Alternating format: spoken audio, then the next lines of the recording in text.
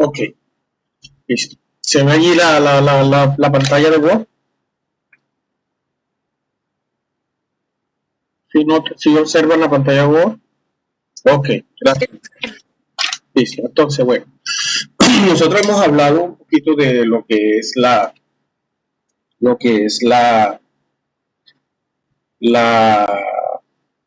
radiología. Hemos hecho un barrido por lo que es la radiología, todo desde el ámbito 2D y todas las técnicas como odontólogos generales.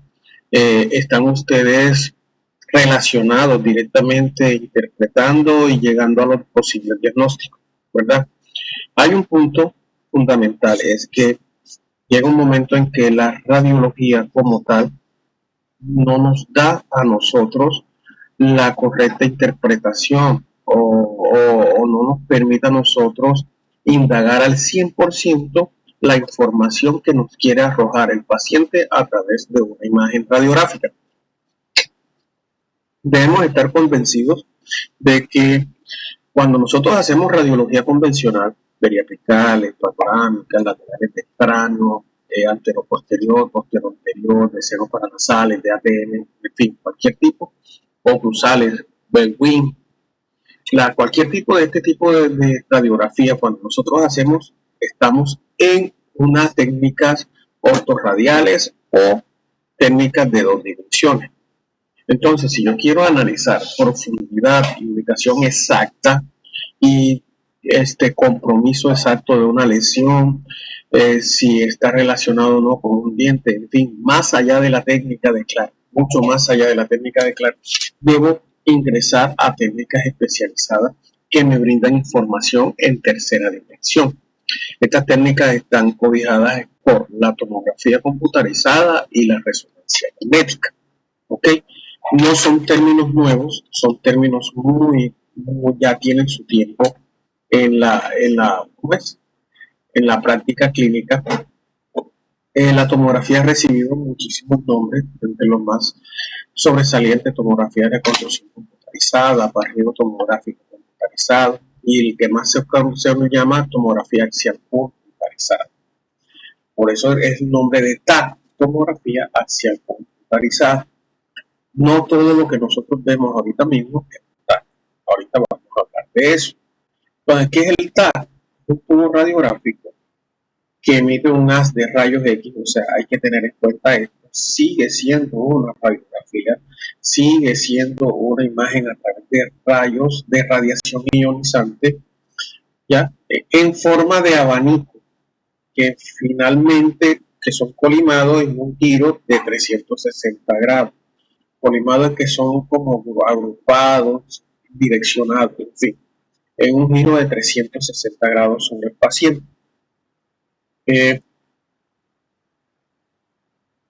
Este es el famoso TAC o el equipo del tomógrafo, ¿ya?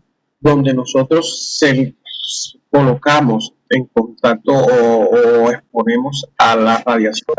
El tubo de rayos X se encuentra aquí y el equipo empieza a dar vueltas, literalmente irradiando en 360 grados sobre la superficie que nosotros queremos irradiar. Ya elimina por completo la superposición de imágenes. Se pueden distinguir las diferencias entre los tejidos, mucho más cuando hay una variabilidad de densidad, ¿okay? Y se pueden realizar múltiples barridos continuos en un solo procedimiento. Esto lo vamos a explicar más adelante. Esta es la imagen que nos arroja un tomógrafo, un TAC, ¿verdad? Unas imágenes. ¿Por qué se llama TAC? Porque es axial, porque el corte principal al que nosotros nos vamos a ver involucrados en el análisis e interpretación es en el corte axial. Ahorita le vamos a hablar de esa interpretación, en el corte axial. Pero yo puedo analizar la lesión exactamente en profundidad. Miren que en el corte coronal me da otro tipo de dimensión. En el corte axial me está mostrando en un sentido, ¿cómo es? Vestíbulo lingual, ¿ya? Pero cuando yo hago un corte que esté relacionado directamente con la lesión, más no con el maxilar, me da en el mismo sentido vestíbulo lingual una dimensión distinta y que posiblemente es la real. Si yo solamente hago el corte axial, si yo solamente hago el corte axial, me va a dar una información, pero de acuerdo a la ubicación del paciente, un axial con el paciente más no axial con la lesión. Entonces aparece la terminología de cortes transaxiales. Estos cortes con el tiempo se fueron perfeccionando en la tomografía médica, pero en lo que nosotros tenemos hoy en día como tomografía, que es la FUNBI, estos son los cortes que nosotros debemos manejar, porque nosotros tenemos a disposición el software que nos permite hacer este tipo de cortes faciales. Eso se lo voy a demostrar ahorita, si nos da tiempo. ¿Okay? Listo, pasemos esto rápido aquí. Listo. Miren lo que nos puede dar el TAC. El TAC me está dando a mí que el diente, bueno, miren, este que está acá es un corte axial de una cabeza, un corte axial, ¿ya? Donde lo estamos viendo en sentido desde arriba superior y lo vamos cortando y vamos disminuyendo, vamos aumentando o vamos bajando más bien el corte hasta llegar a una lesión que queramos. En este caso es una tomografía para evaluar el encéfalo, especialmente el cerebro. Pero nosotros no vamos a necesitar este corte tan elevado para poder elevar bien, para poder mirar dientes y maxilares, que es lo que a nosotros nos interesa.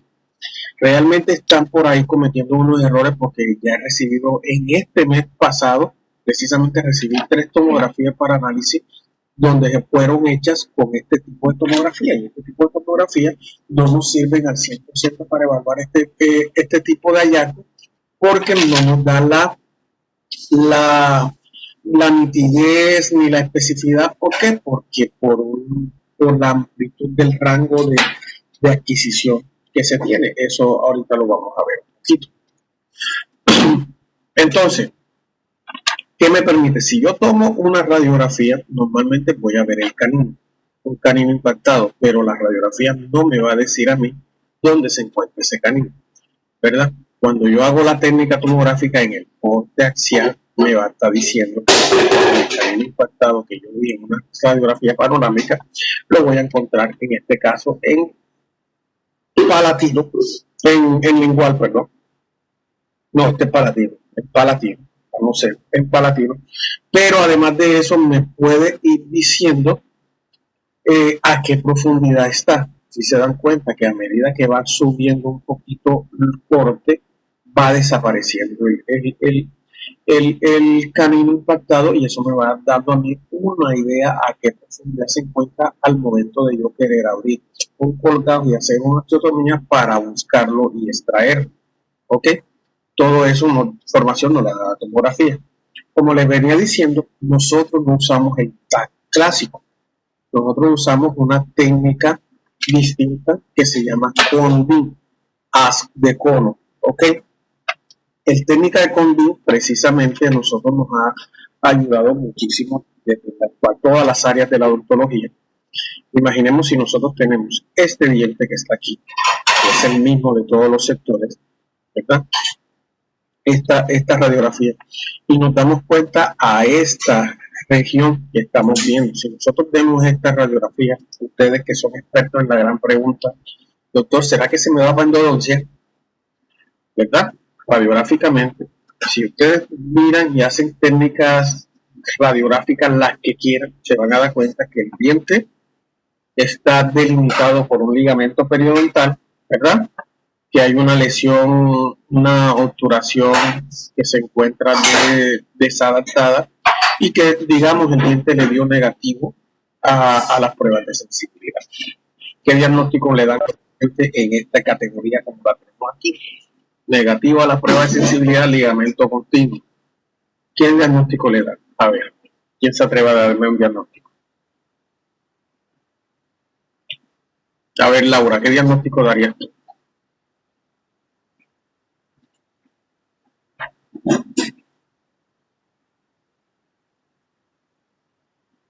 Doctor, sería una necrosis pulpar. Laura diría necrosis pulpar.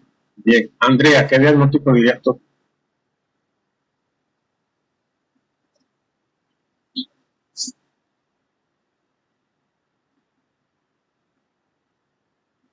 Andrea, Doctor, necrosis. Andrea diría una necrosis. Eduardo Sierra, ¿qué diagnóstico darías tú?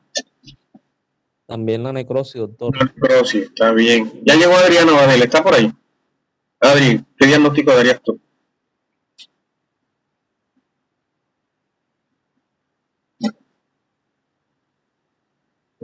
Adri no está. Bueno, por ahí vi también a Vito. Vito, ¿qué diagnóstico darías tú?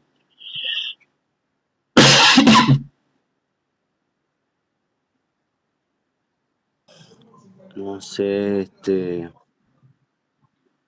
lo que está señalando la flecha, No, no, radiografía, radiografía. Olvídate de todo esto, radiografía. ya. La A, la imagen A. Prueba de vitalidad negativa, de sensibilidad negativa y en ese estado. Ligamento continuo y todo. ¿Qué dirías tú? Sí, también una necrosis. Una necrosis, cierto. Nosotros todos daríamos, entonces todos ustedes evaluarían y dirán, doctor, necrosis. Bueno, pero miren la realidad que puede estar ocurriendo en ese mismo paciente. Ok, nosotros vemos un ligamento continuo, pero realmente no está continuo. O sea, yo tengo que estar bien referenciando esa imagen para yo llegar. Claro, después de que veo todo esto y lo traslado acá, sí me voy a dar cuenta que el ligamento efectivamente no está continuo y que aquí hay una lesión. Pero díganme en la primera instancia quién mira esa lesión, quién la observa directamente. Casi nadie, ¿cierto? Muchos de sus pacientes que son diagnosticados con necrosis pulpar terminan siendo esta la realidad de ellos, ¿verdad? Que realmente estamos frente de lesión. ¿Por qué no se ve la lesión? Porque el hueso todavía, el hueso cortical está presente, ¿ya? Y no se evidencia la parte de la lesión. En el momento en que este hueso empieza a desaparecer, las lesiones empiezan a observarse de esta manera aquí en la radiolucidez, ¿ok? En una radiografía. Pero como se me superpone el hueso, no la veo. Entonces, como la tomografía empieza a hacer barridos de la eliminación de eso, entonces me va a dar el real, la realidad, pues, que es real, la realidad de lo que está ocurriendo, ¿ya? Un diente que tiene una tremenda lesión, una tremenda pérdida ósea, donde si yo diagnosticaría este mismo caso con una tomografía, ya no puedo decir que es una necrosis, es una periodontitis apical, ¿verdad? Una periodontitis apical. Entonces, nosotros, como le dije, tenemos a la mano el CONVIN, ¿ya? El CONVIN es lo que nosotros llamamos haz de cono. La tomografía que les mostré al principio, que son tomografías médicas, se llama tomografías helicoidales o en espiral, ¿ya? Donde, ¿se acuerdan cada barrido? Eso cada barrido es el corte o la distancia entre corte y corte, ¿ok? Normalmente era cada 5 milímetros. Entonces, ¿qué quiere decir? Que si yo quiero hacer una tomografía desde esta zona hasta esta zona, cada 5 milímetros el tomógrafo me va a dar una vuelta. Cada 5 milímetros me va a dar una vuelta. Va eligiendo el punto, me va a dar una vuelta y sobre esa vuelta me va haciendo múltiples tomas, o sea, múltiples radiaciones. ¿Ok? De aquí hasta acá, por eso no sé si alguno aquí presente se ha hecho tomografías médicas tipo de helicoidales, se dan cuenta que nosotros demoramos un gran rato, un gran tiempo en ese tomógrafo, ¿verdad? Porque tiene que hacer ese tipo de segmentación y en ese momento va haciendo las tomas cada 5 milímetros, cada 5 milímetros. El combin es distinto. El combin es un haz de cono, literalmente porque cuando dispara en la radiación, la dispara en una forma de un cono. Entonces imaginémonos la misma tomografía. De este lado, vamos a tomografiar de aquí hasta acá.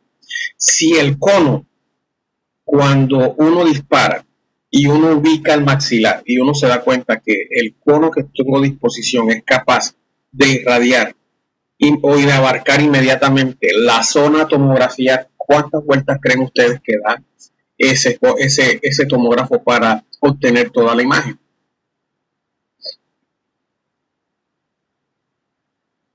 ¿Cuántas vueltas creen que da?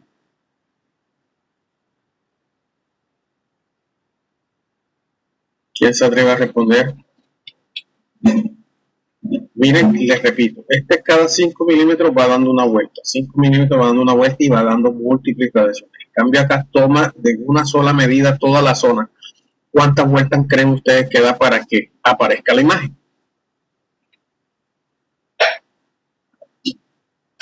¿Quién se atreve?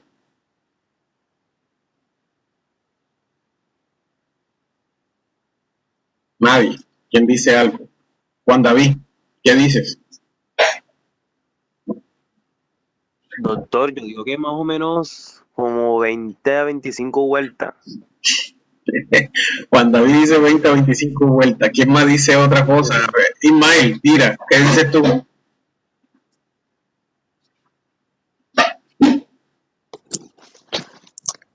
Doctor, pero ¿cuál de las dos? Porque Te estoy mostrando el convin. yo digo que una sola, doctor, porque la primera es la que da muchas en pocos milímetros. Ok, así es. Entonces, si cobija en una sola visión toda la zona a la que yo quiero tomografiar, entonces solamente me da una vuelta. Entonces, ¿cuál de los dos me regeneraría más irradiación? La espiral. ¿Ya? Entonces, una de las ventajas del convin es que se disminuye significativamente la irradiación en el paciente. ¿Ok? Concepto a tener claro. Segundo concepto a tener claro el día de hoy. ¿Cómo es la ubicación o cómo es mi interpretación de acuerdo a la ubicación espacial de la imagen en la que yo quiero analizar o interpretar X lesión o quiero emitir X diagnóstico? ¿Okay? Todas las tomografías me van a dar un cuadro similar al que está aquí. Similar, no igual, ¿ya? Donde me van a tener la bipartición o la tripartición en este caso de los cortes, que esto es lo que convierte a la tomografía en tridimensional. La aparición de 3 cortes y una reconstrucción volumétrica, le llamamos a esto, el Rederman, reconstrucción volumétrica. ¿Qué diferencia hay en este cuento? Que esto es una reconstrucción algorítmica del software y de acuerdo al algoritmo que tenga el software me va a dar lo más parecido a la realidad del paciente. Esto me sirve para interpretación, para ubicación, más no para un diagnóstico 100%, porque no me va a dar visualización o patrones radiológicos como tales, ni puedo hacer mediciones ni nada de eso. Más bien, en esta zona que es la zona 3D, ¿por qué? Porque me aparece en ¿cómo se llama? La agrupación de los 3 cortes es donde yo puedo hacer mi movilización y mi diagnóstico y mi interpretación. Entonces, ¿cuáles son esos cortes? Corte axial, corte coronal y corte sagital. ¿Ya? ¿Cuál es cuál? El principal dijimos que siempre va a ser ¿cuál? El corte axial. ¿Ok? Es el principal. El corte axial siempre va a ser el corte principal. ¿Cierto? ¿Cuál es el corte axial? En este caso está representado por la letra X. ¿Ya? La letra X que está aquí. El corte axial es el que me permite ver o el que me permite indagar en información en sentido de arriba hacia abajo. Cada vez que yo mueva este vertiente o este eje X de arriba hacia abajo, se me va a modificar el corte axial. ¿Ok? Luego me viene en orden de las normales tomografías. Pues bueno, pero vamos a hacerlo como está aquí. Este es el corte sagital. El corte sagital es el que me divide la cabeza en 2 lados, en un lado derecho y en un lado izquierdo. ¿Ok? En un lado derecho y en un lado izquierdo. Yo puedo mover, que en este caso está representado por la letra Z.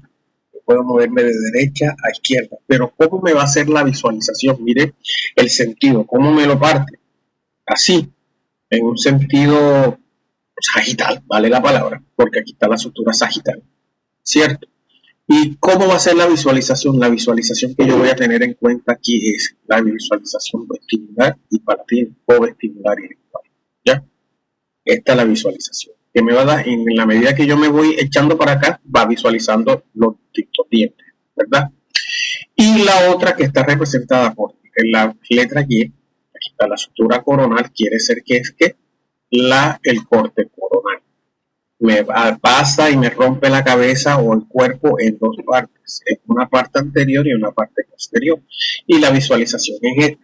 ¿Qué voy a poder ver yo en esta visualización? Lo que es mesial y lo que es distal. ¿Ya? Lo que es mesial y lo que es distal en el paciente. ¿Listo? Ese es un juego de palabras que nosotros debemos tener en cuenta. Acá está una imagen donde yo les explicaba, donde yo demuestro. Miren, esta es la radiología espiral. Miren, está dando y está haciendo múltiples irradiación. ¿Ok?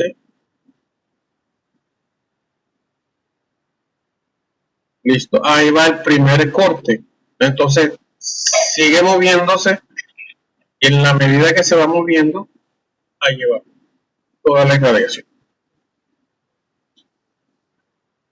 Ahí está. En la medida que yo tengo.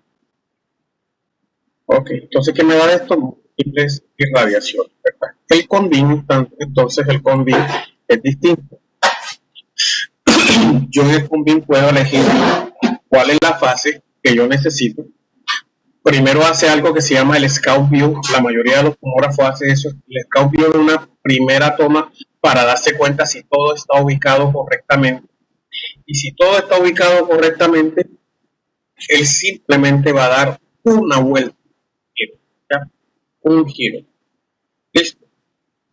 Ahí lo está tomando. ¿Ya? Un solo giro.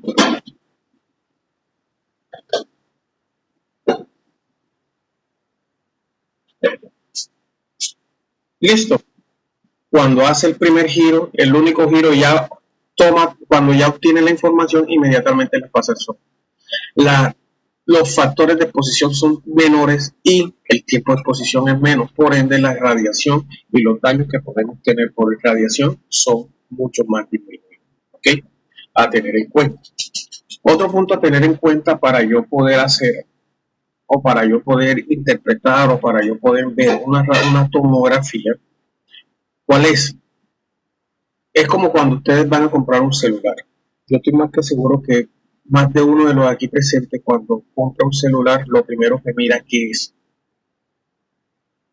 A ver, ustedes que están acostumbrados a hacer TikTok ahora, Snapchat, a hacer los videitos estos, no sé cómo se llaman esos que se repiten y la cuestión, no sé cómo se llama eso.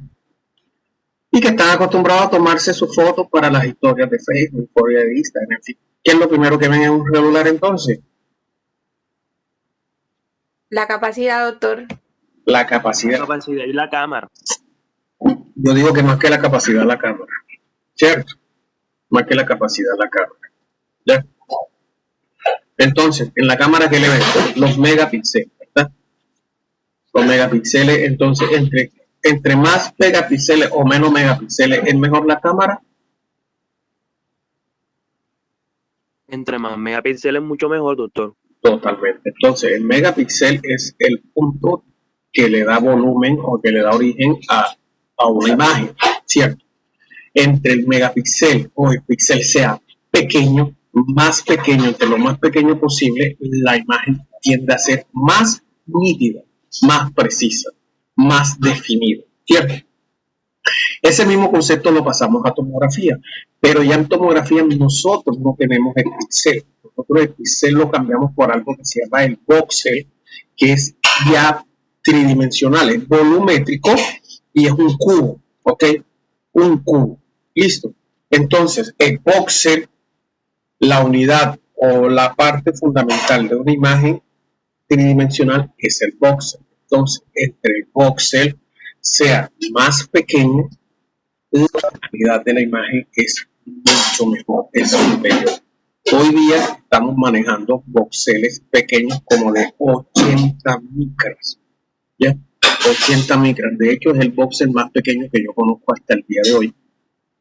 Puede que haya menores voxels que eso.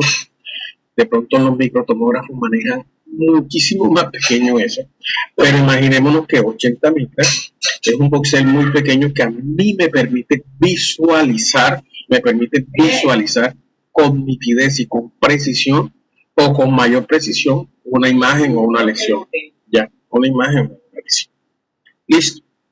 Cuando nosotros vayamos a mirar una tomografía, si yo divido, ojalá yo en algún momento, bueno, yo sé que sí voy a poder mostrarles eso, donde les demuestre tomografías de voxeles pequeños, tomografías de voxeles más grandes, nos vamos a dar cuenta la calidad de esta imagen que tenemos, ¿ok? La calidad de esta imagen que tenemos. Listo. Estos son tomógrafos, ejemplos de tomógrafos que tenemos. Tenemos el tomógrafo de Viates, el tomógrafo de J. Morita, ya, en fin, muchos tomógrafos. Pero, ¿qué debo ver yo en un tomógrafo? Ya les hablé, la capacidad de voxel, el voxel más pequeño que tenga, y lo otro es la capacidad o la ventana de adquisición que tengamos, que le llaman el Field View. El Field View, ok. El Field View es lo que va a recibir, o es la parte donde se va a recibir la información, ¿ya? A Field View mucho más grandes, la imagen tiende a tener mayor distorsión, tiende a ser más precisa. A Field View más pequeño, la imagen tiende a ser más precisa, ¿ok? Entonces, de acuerdo a ese Field View, yo puedo darle el uso que yo pueda originar. Entonces, nos damos cuenta que, por ejemplo, para hacer un Field View, una tomografía completa de ambos maxilares, yo voy a necesitar un Field View mayor a que si voy a necesitar una tomografía de un diente para hacerle una endodoncia o para evaluar un proceso endodóntico como tal, como una fractura, en fin. Muchas veces nos mandan tomografías para evaluar un diente que posiblemente tiene una fractura con un Field View mayor, y la fractura tiende a perderse o tienden a aparecer zonas que no son reales, ¿cierto? O Field View Full Size, que es donde aparece toda la cabeza, que nos sirve más que todo en el área de cirugía ortognática, cirugía maxilofacial, traumatología. O, ¿se acuerdan que habíamos hablado en la clase anterior que yo puedo extraer mi lateral de cráneo de una tomografía? Bueno, con esto, con el Full Size, yo saco el corte sagital y puedo observar completamente el cráneo. Listo. Pero como les decía, para endodoncia yo necesito un Field View muy pequeño. Ya, un Field View muy pequeño, normalmente de 4x4, le llamamos, que es uno de los Field View más pequeños, que es 40x40. Aquí está manejando un Field View de 50x40 más o menos, pero la nitidez y la precisión va a ser mucho más marcada. No es lo mismo tener esta imagen, este es el campo de visión, o sea, lo único que me tomografió es esto, no me tomografió más nada. Lo estamos visualizando aquí. Lo único, el campo de tomografía fue este. Y miren que el primer premolar salió mucho, en todas las imágenes está mucho. ¿Por qué? Porque solo me tomó aquí, no quiere decir, no, yo lo puedo entender, no. Solo el rayo X abarcó esta parte, la otra parte no me la abarcó. Y obviamente se me detiene para la visualización en esa zona, ¿verdad? Entonces, como les decía, las tres zonas se unen y se hace lo que es la reconstrucción en 3D. En la medida que yo vaya indagando en un corte, inmediatamente los otros se me van amoldando a esa zona. ¿Okay? Se me van amoldando a esa zona. Listo. Y este es un panel. Listo. Porque yo les decía que nosotros hacemos realmente cortes tan axiales y no axiales como la otra. Porque yo en la tomografía puedo ubicar el corte axial y las vertientes transaxiales de acuerdo aquí al eje longitudinal del diente, porque es que los dientes están ubicados en la boca de la manera como les da la gana estar ellos, ¿cierto? De acuerdo a la conformación genética o la maloclusión que tengan. Quiere decir que si yo ubico, imaginémonos, miren dónde está ubicado este corte está ubicado por toda la mitad del eje longitudinal de este central, ¿cierto? Si yo paso este vertiente hacia acá sin modificar, me va a aparecer el corte como por aquí, no está apareciendo en el eje longitudinal y por ende las imágenes que me va a dar son imágenes que no son reales. Yo puedo ubicar este eje o esta vertiente, la puedo ubicar de acuerdo al eje longitudinal de cada una de las estructuras para que me dé imágenes reales, por eso se llaman cortes transraciales. Listo. Esto es una visualización del J Morita, del 3D. Esta es una visualización del Anatomash, ¿ok? Visualización del Anatomash. Mírenlo cómo se ve. También me da la ubicación en el eje longitudinal. Esta es una visualización del Viatech. Mírenlo correctamente, lo debo ubicar siempre de acuerdo al eje longitudinal. Miren, estoy evaluando en este caso un superior.